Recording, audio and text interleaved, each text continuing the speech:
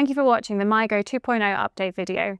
We'll be briefly taking you through the changes that we made to the trust in June 2025, and Tom will be talking through the progress we've made on these to date. So the background to the transition for MIGO was, first of all, moving to asset value investors that we did in 2023, and then secondly, my co-manager Nick Greenwood stepping back and retiring in 2025. This gave us the opportunity to look at how the trust was run, what we were invested in, and really ensure that the trust was maximising value for its shareholders in the current backdrop, which had changed massively since around 2022-2023. Interest rates rose, which meant investors moved back to more traditional sources of income, rather than using alternatives trusts, such as infrastructure and renewables, for their yield. This materially increased our opportunity set. Wealth manager consolidation also continued, which again undermined demand for investment trusts. And finally, trusts fell under some EU legislation, which meant that the costs for trusts looked very, very high. Again, that undermined demand. This created a backdrop where investment trusts were trading at discounts not seen since the Great Financial Crisis in 2008.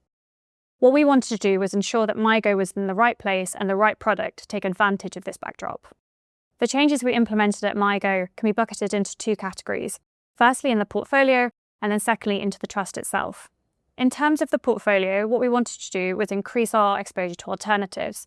As I've said, the alternative trusts had fallen to large discounts and we could see huge relative value there. Secondly, we wanted to increase concentration. So that's more money into our best ideas. And we think this should be very positive for shareholder returns.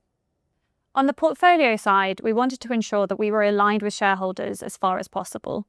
So we reduced the base fee to 35 basis points, but introduced a performance fee. Finally, we introduced a capital redemption mechanism. This is to ensure MIGO didn't get too big so that we wouldn't be able to fully exploit every opportunity all the way down the market cap spectrum.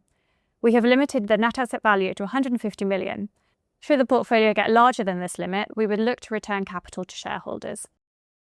The portfolio transition is now effectively complete, with the number of holdings down from a peak of 50 a couple of years ago to just over 30 today.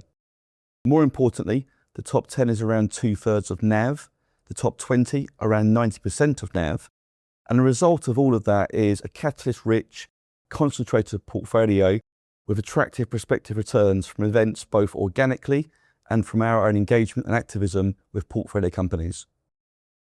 Engagement with portfolio companies is a key part of our approach, and Charlotte and I have certainly been very busy on that front over the last year or so, engaging with boards and managers to constructively find ways to narrow discounts to NAV.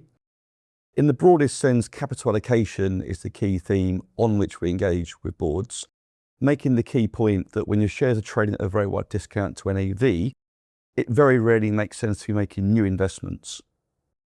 All of our engagement begins in private, and the vast majority remains private. There was, however, a recent example where we decided to go public.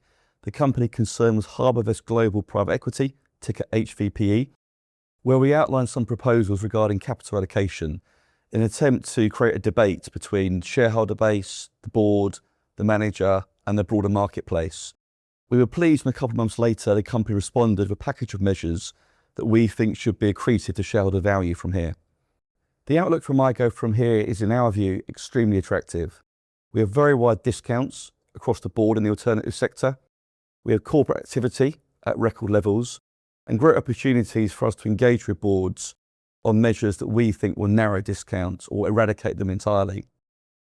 As a result of the portfolio transition, MIGO now has low underlying equity exposure.